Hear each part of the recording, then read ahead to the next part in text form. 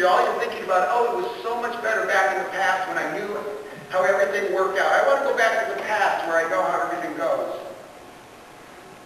But could they go back to Egypt? Think about it logically. There was no going back to Egypt. And that ends in defeat. Let's quit. Let's quit. Verse 4 of 14, they said to each other, we should choose a leader and go back to Egypt. Forget this Moses. God's not leading him because God wouldn't lead us to a situation like this. And you know, it's not the problems that defeat us, it's our fearful perspective.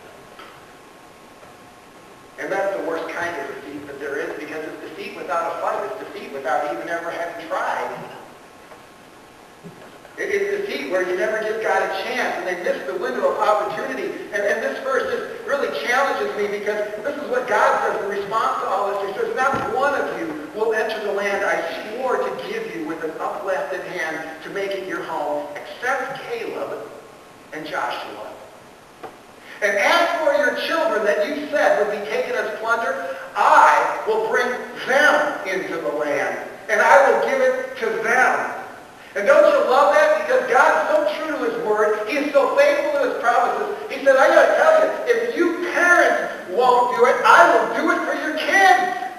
Is that a good God or what? And I'm so relentless. I am just so after this. I am so going to do this. It's either you or your kids. What's it going to be? But I'm going to do it. Because I am God. And the challenge is to see through the eyes of faith when we see the realities of our situation. Don't let miracles wait for another generation. Don't let them wait for another generation. What does it look like to see the reality through the eyes of faith? We'll listen to Caleb, chapter 14, verses 5 to 9. And Moses and Aaron fall down. They say, we want another leader. They fall down. And I imagine they fall down before the crowd and they cover their heads because they're expecting to get stoned. And in that moment, Caleb and Joshua run between them and the crowd, and they tear their clothes. And this is what Caleb screams out to the congregation there. The land we passed through and explored is exceedingly good. If the Lord is pleased with us, he will lead us into that land, a land flowing with milk and honey, and will give it to us. Only do not rebel against the Lord. Do not be afraid of the people of this land, because we will devour them. Their protection is gone, but the Lord is with us. Do not be afraid of them.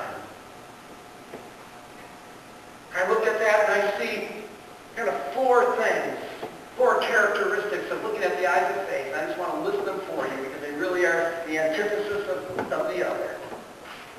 And number one is Caleb understood that God desired good. This land flows with milk and honey. God has blessing here for us. I want it.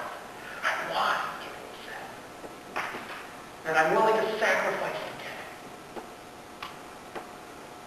Second, Caleb. What's the next part of his argument? God can lead us. He can be trusted. The road is winding, but God can be trusted to lead. And God has a way. It may not be linear. You may wish it was linear, but it may not be linear. But God has a way. And then I love what he says. Do not be afraid of the people of the land, because we will devour them. Their protection is gone, but the Lord is with us. We must follow and face the giants and face the reality of what it is. Now, I just have to ask you today is, what are you facing today? Whether it's in your marriage, or at work. Because what I'm talking about today, it applies a lot broader than just the planting the flag campaign.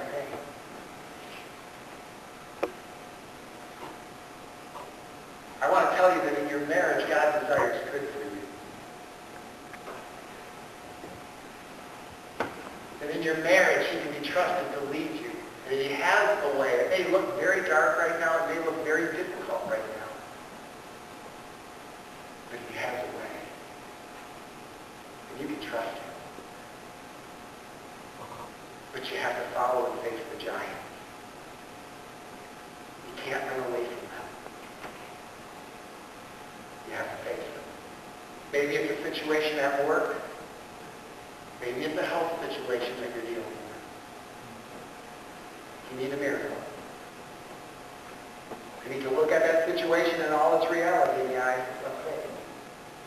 I want to ask the music team to come forward. And as they do, though, I want to address our giants here in this Planting the Flag campaign.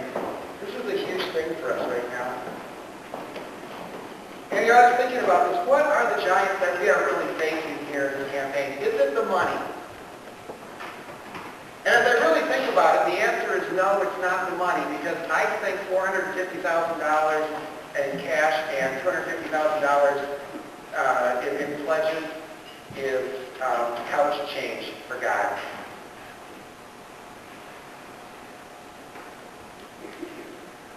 Is it the fact that there's only about 300, somewhere from 275 to 300. Last week we had about 330 people. We had more people here last week than we did on Easter. Isn't that cool? Is it that we have there's not enough of us here to do this? I find it interesting. A year ago, about now, I preached a sermon on Gideon. And ever since then, I've been praying for God's 300. And when we hit 332 last week, I just said, yay, God. I think we're close to our 300. I think we're close to all God needs. I think we have enough. So that's not one of the giants. I think that our giants are about the perception of the situation. And I want to talk about it very, very directly.